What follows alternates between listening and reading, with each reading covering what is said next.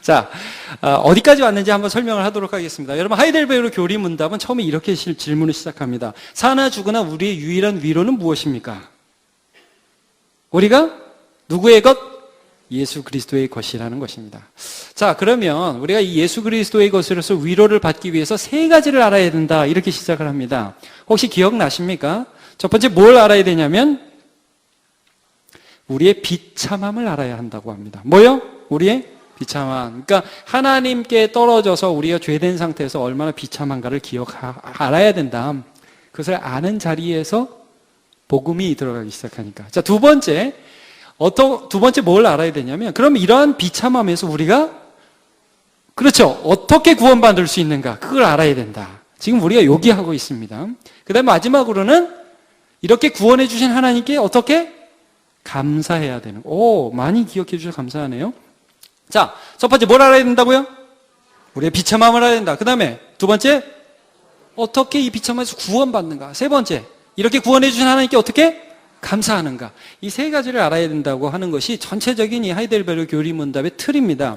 지금 우리가 어느 자리에 왔냐면, 우리가 비참함에서 하나님이 어떻게 우리를 구원해 주시는가를 알아야 하는데, 이 구원이 이렇게 진행되어 왔어요.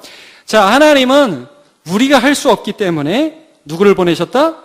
예수 그리스도를 보내셨다는 거예요. 자, 그럼 예수님이 우리를 구원을 이루셨죠? 그럼 우리 쪽에서는 그 구원을 받아들여야 합니다. 내 것으로 삼는 거. 그걸 뭐라고 그러냐면 믿음이라고 합니다. 그러니까 예수님이 하신 것을 내 마음에 받아들이고 예수님을 내 마음에 모시고 나는 예수님의 것이 되는 거. 그걸 믿음이다. 그래서 제가 이런 말씀 많이 드렸죠. 믿음이 접착제다 이거예요. 여러분, 믿음 자체가 위대한 것이 아니라 믿음은 항상 예수 그리스도의 위대함을 받아들이게 하죠. 아멘입니까?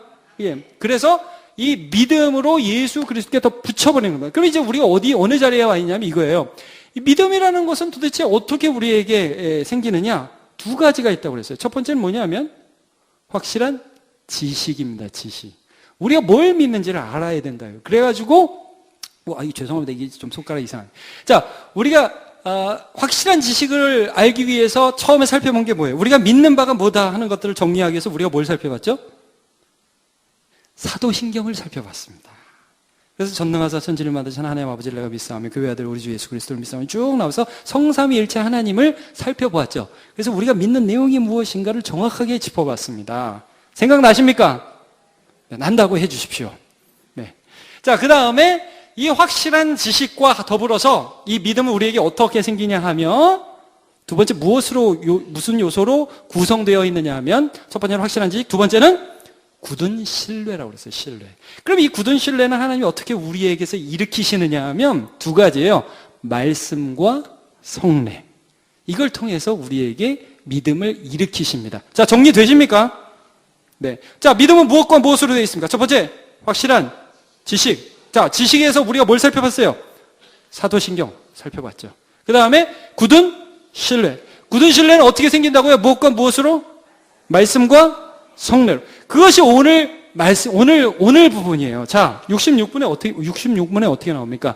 오직 믿음으로만 우리가 그리스도와 그의 은덕에 참여할 수 있는데 이 믿음은 어디서 옵니까? 이렇게 질문하죠.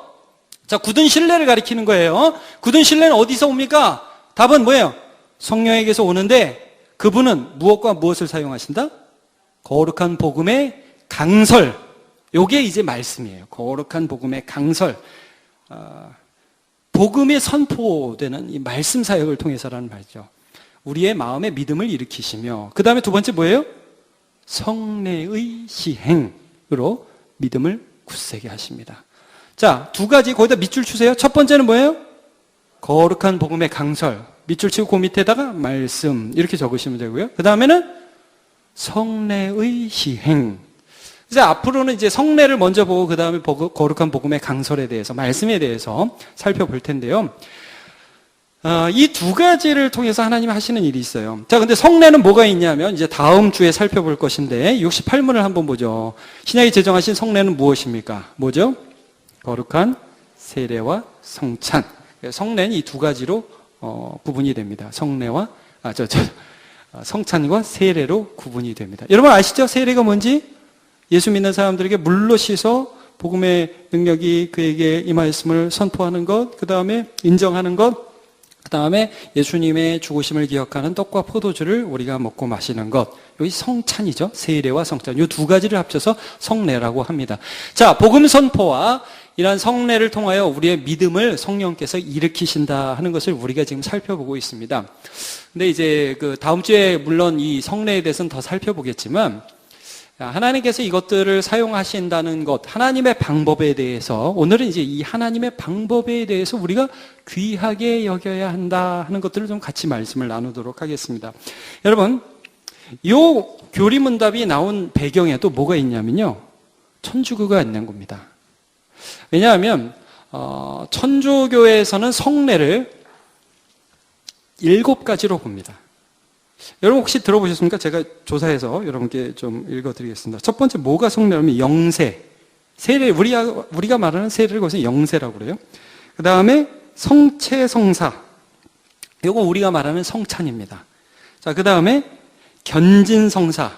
요거는 이제 세례를 재확인하는 것으로 우리 입교와 좀 비슷하다고나 할까요? 견진, 성사라는 게 있고요. 그 다음에 고해, 성사. 고해, 성사는 들어보셨죠? 죄 지은 신부한테 가서 내 이런 죄를 졌습니다. 그러면 용서하노라 하고 가서 사회봉사 얼마나 해라 이렇게 하는 신부가 해주는 거, 요게 이제 고해성사고, 그 다음에 신품성사. 요거는 이제 사제 소품을 받을 때 하는 거.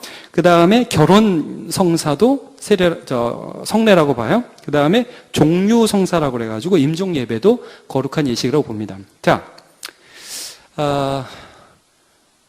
이렇게 성례가 많으니까 좋은 것 같죠? 아니에요? 자, 근데 많아도 되고 적어도 돼요. 근데 여러분, 우리가 왜 2가지만 성례로 보는 줄 아십니까? 2가지만 예수님이 직접 하라고 명령하셨어요. 여러분, 예수님은 결혼을 소중히 여기고 결혼이 소중하다고 하셨지만 결혼식이 성례라고 하지는 않으셨습니다. 예. 그러니까 소중한 예식이에요. 그러나 예수님이 명령하신 그건 아니에요. 여러분, 그러니까 이런 거예요. 죽기 전에 세례를 주면 천국 갑니까? 여러분 한번 물어볼게요. 죽기 전에 세례 주면 천국 갑니까? 세례 자체의 힘이 있습니까? 믿음의 힘이 있습니까? 믿음의 힘이 있죠.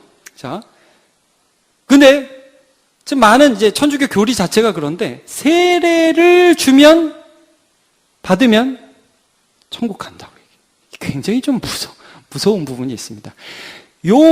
그 천주교 교리와 우리 교리의 근본적으로 다른 것은 이것입니다.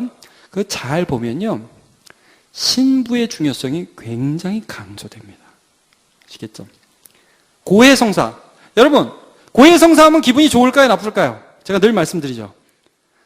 신부한테 몰래 가서 자기 죄를 고백했어요. 죄를 사하노라, 가서 사회봉사해라. 기분이 좋아요, 나빠요? 좋다고요. 여러분, 고해성사하면 기분 좋습니다. 근데 우리가 왜 그걸 안 하죠? 죄를 용서하는 권한이 신부에 있습니까? 예수께 있습니까? 예수께 있다네요.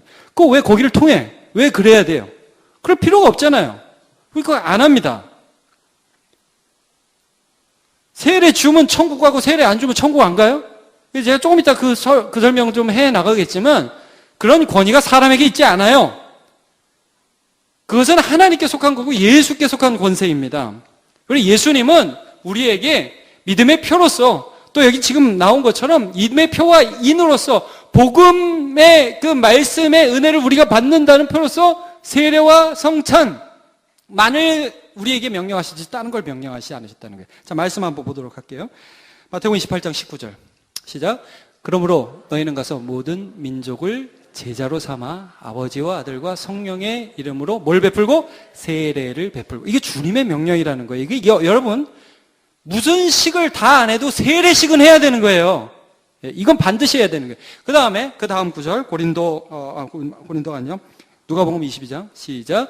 또 떡을 가져 감사하고 기도하시고 떼어 그들에게 주시며 이르시되 이것은 너희를 위하여 주는 내 몸이라 너희가 이를 행하여 나를 기념하라 하시고, 저녁 먹은 후에 잔도 이와 같이 하여 이르시되 이 잔은 내 피로 세우는 새 언약이니 곧 너희를 위하여 빚는 것이라. 자, 이거 행하라고 하셨죠, 예수님이.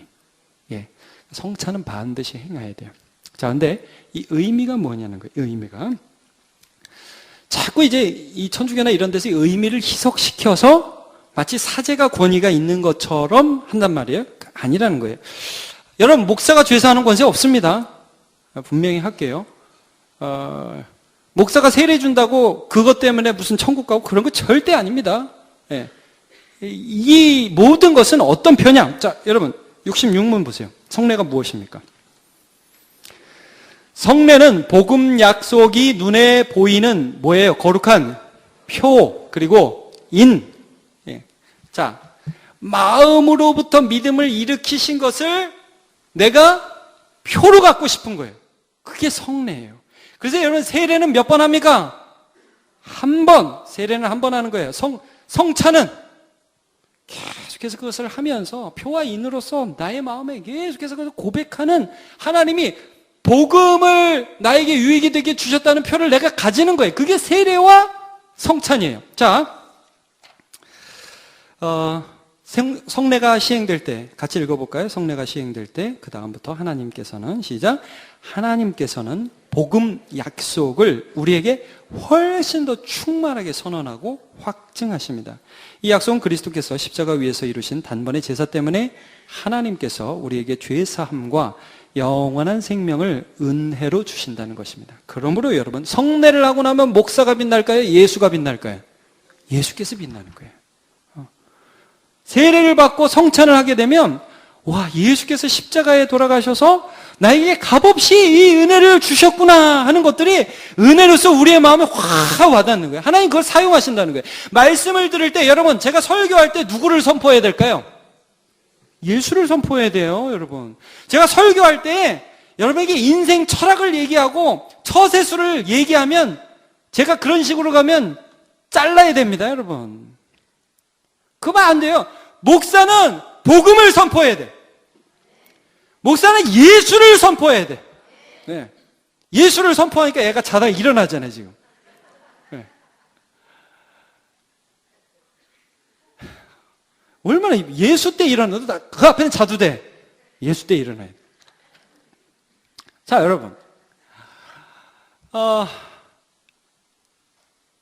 이 세례의 의미 그리고 이 성례의 의미를 지금 살펴보고 있는데 구약 성경에도 보면 여러분 분명히 하나님께서는 믿음으로 구원을 주시잖아요. 여러분 아브라함이 믿음으로 구원을 얻었어요? 할례로 구원을 얻었어요? 믿음으로 구원 얻었죠? 그래서 하나님이 분명히 할례를 99세 때에 말씀하시기 전에 그를 찾아가셔서 내가 너에게 아들을 줄 것이다 라는 말씀을 해주실 때 아브라함이 그것을 믿으니까 그것을 그의 의로 여기셨다. 자, 몇 절이냐면 창세기 15장 6절입니다. 같이 한번 볼까요? 시작. 아브라함이 여호와를 믿으니 여호와께서 이를 그의 공의로 여기시고. 그러니까 믿었다는 거예요. 믿어서 의로 여기셨어요. 근데 99세에 찾아가서 하나님이 뭘 명하시죠? 할례를 베풀어라. 요즘 우리 큐티 부분이잖아요. 할례를 받아라 이런 명령을 내리세요. 자, 어디를 보냐면 창세기 17장 10절. 시작. 너희 중 남자는 다 할례를 받으라. 이것이 나와 너희와 너희 후손 사이에 지킬 내 언약이니라. 너희는 포피를 베어라. 이것이 나와 너희 사이의 언약의 표징이니라. 자, 이게 무슨 말씀인지 제가 말씀드릴게요. 많은 사람들이 이걸 나중에 오해해서 야, 우리 하나님 백성이야? 그럼 다 할례해야 돼. 할례 안 하면 하나님 백성 아니야. 이게 신약 시대 굉장히 큰 이슈였어요. 여러분, 이런 거예요. 연인들이 서로 사랑하면 뭔가 표를 가지고 싶어 하죠. 여러분, 그래서 저 남산 타워에 가면 그 자물쇠로 막 이렇게 온통 다 채우는 거 혹시 가보셨어요? 그거 가보면 지영, 철이 이렇게 해갖고 이렇게 해가지고 자물쇠 탁 해가지고 탁 거기다 걸어놓고 그랬단 말이에요. 정선이하고 강예환 해가지고 이렇게 해서 딱 걸어놨단 말이에요. 걸어놔요. 선이 그 얘기, 넌 예수 얘기할 때 깨야지 지금 깨면 안 돼.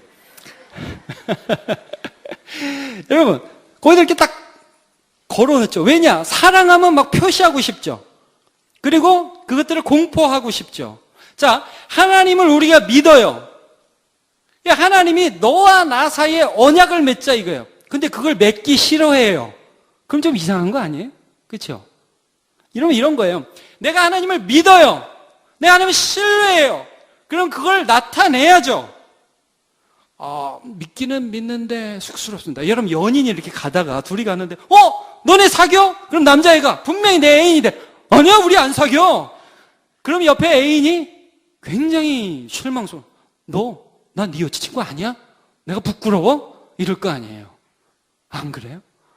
너 그런 애였어? 우리 헤어져. 뭐 이럴 거 아니에요? 여러분, 진짜 사랑한다면 그걸 표시하고 싶죠. 내가 진짜 믿는다면 그것 과감 없이 드러내죠. 그게 할례예요. 그래서 할례는 어디에다 해야 돼요? 마음에 해야 되는 거예요. 그리고 몸에도 안 보이는 데다 하잖아요. 너하고 나 사이에 하는 거니까, 하나님과 우리의 사이에 하는 거니까. 여러분, 우리가 예수를 고백해요. 예수를 믿어요. 그러면 우리는 뭐예요? 세례를 받잖아요. 그럼 여러분, 너무 웃긴 거예요. 세례가 우리를 구원해? 할례가 우리를 구원해? 이게 너무 웃기는 얘기잖아요. 그렇지 않아요. 믿음이에요. 사랑이에요. 하나님과 우리의 관계예요. 내 안에 계신 예수가 나를 구원해요. 그런데 마치 그것이 우리를 구원하는 것인 양 이것만 붙드는 바보 멍충이들이 그때 그렇게 많았다는 거예요. 근데 바보 멍충이가 사실은 두 가지예요. 뭐가 바보 멍충이냐면 마치 어떤 의식이 나를 구원하는 것처럼 생각하는 그게 바보 멍충이고, 또 하나는 하나님이 주신 이 귀한 의식을 우습게 여기는 것도 바보 멍충이라. 요즘엔요, 두 가지 다 있어요. 뭐예요? 막 그거 해야 구원 얻는 것처럼 그런 사람은 사실 요즘에는 그렇게 많이 없는 것 같아요. 제가 보기에. 막 세례 받아야 구원 받는다, 이런 사람 많이 없는 것 같아요. 근데 요즘에는 오히려 어떤 사람이 많은 줄 알아요? 우습게 여긴다고, 우습게. 성찬도 장난으로 하고. 세례도, 그냥 의식적으로 하는 거지. 빨리 받고 나면 된다는 거예요. 제가 고등부 많이 지도했잖아요. 처음 제가 어떤 교회 갔는데, 어떤 고등학생이 와가지고 세례를 받겠다는 거예요. 그래? 세례? 받아야지. 얘기를 해봤어요. 예수를 안 믿어요. 그 세례 줘야 돼요? 그래서, 야, 너 예수 믿고 다음에 받자. 그랬더니, 신경질 내면 교회가 세례도 안 준다고 그러고 가는 거예요. 너무 웃기는 거예요. 여러분, 저는 군대에서 일괄적으로 막 1000명씩, 막 2000명씩 세례 주는 거 조심스럽다고 생각합니다. 믿음 확인이 안 됩니다. 학교에서요, 야, 몽땅 와서 예수 믿는 사람 다 세례받아. 굉장히 조심스러운 겁니다. 진짜가 아닐 수가 있기 때문이에요. 그렇다고 세례받는 사람이 다 고백하는 사람만 받는다. 이렇게 우리가 속단할 수는 없지만, 그러나 여러분, 이거 굉장히 조심스러운 것이고 우리가 진지하게 해야 되는 거예요. 여러분,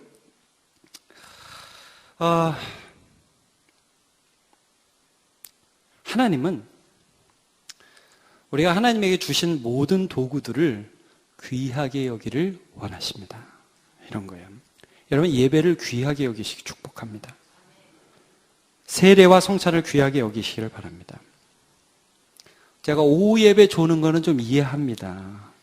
오후 예배 얼마나 피곤하세요. 제가 얼굴 좀 한번, 눈 떠보세요. 자, 찬양대 눈 떠보세요. 대부분 지금 이 순간 대부분 괜찮으십니다. 자, 여러분, 그러나 토요일 날 일찍 주무시기를 축복합니다. 그런 거 진짜 중요한 거예요. 그게 진짜 믿음이에요, 여러분. 여러분, 옛날에 그렇게 안 했습니까? 주일날 예배 오기 전에 옷 데려갖고 오고, 헌금할 때 어떻게 했어요? 1,000원짜리 다려서. 그거 아나? 강량은 아나? 헌금 다려봤어? 아니야. 다음 주엔 다려서 한 번만 해봐.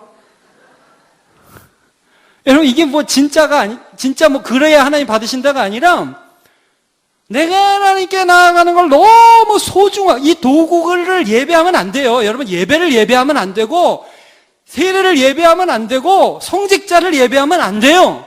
그러나 도구로서 귀하게 여기는 거예요. 도구로서. 무슨 말씀인지 알겠죠? 그래서 이것을 통해서 내가 하나님께 더 나아가고자 하는 열망들을 가지는 거예요. 자, 이것들이 결국 우리를 어디로 인도합니까? 복음 은혜가 얼마나 소중한지, 예수 십자가가 얼마나 소중한지, 우리가 예배할 때마다, 복음의 말씀을 들을 때마다, 성찬을 할 때마다, 세례를 받을 때마다 얼마나 이 복음의 말씀을 통해서 예수의 은혜가 귀한지로 나아가게 된다는 겁니다. 여러분, 우리가 궁극적으로 나아가야 할 은혜의 자리는 예수 그리스도입니다.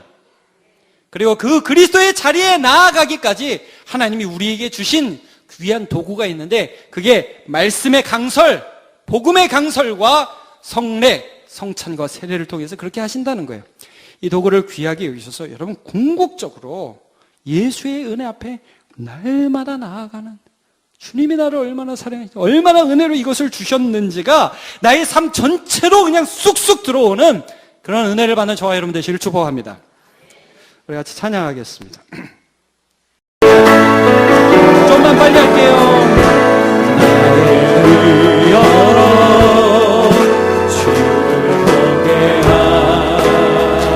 하시고 주의 사랑을 알게 하소서.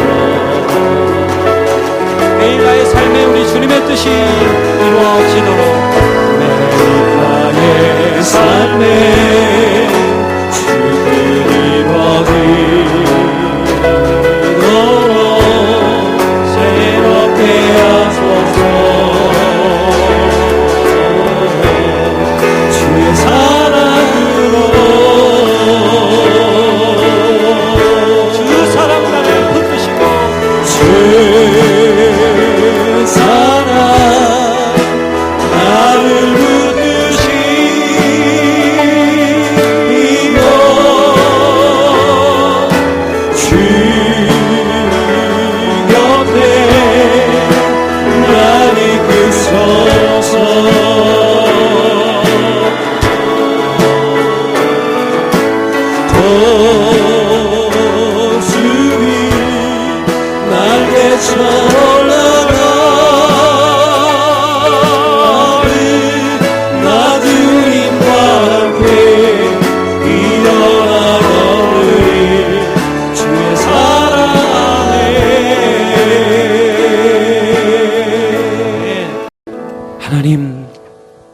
하나님이 우리를 찾아오셨고 죄악된 우리의 비참함에 예수 그리스도 복음을 들려주셔서 그를 믿게 하시고 신뢰하며 따라갈 마음 오늘도 부어주시니 감사합니다.